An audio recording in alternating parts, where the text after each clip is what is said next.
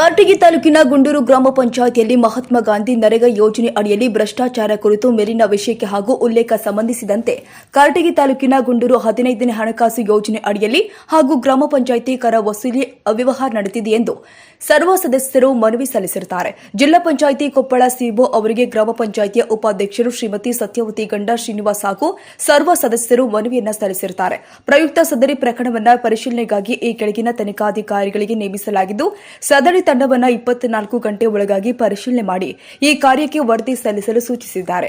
ಮುಖ್ಯ ಕಾರ್ಯನಿರ್ವಾಹಕ ಅಧಿಕಾರಿಗಳು ಜಿಲ್ಲಾ ಪಂಚಾಯಿತಿ ಕೊಪ್ಪಳ ಗುಂಡೂರು ಗ್ರಾಮ ಪಂಚಾಯಿತಿಯ ಉಪಾಧ್ಯಕ್ಷರು ಹಾಗೂ ಸದಸ್ಯರು ಗ್ರಾಮ ಪಂಚಾಯಿತಿಯ ಸರ್ವ ಸದಸ್ಯರು ಭ್ರಷ್ಟಾಚಾರದ ವಿರುದ್ಧ ತನಿಖೆ ಮಾಡುವಂತೆ ಮನವಿ ಸಲ್ಲಿಸಿರುತ್ತಾರೆ.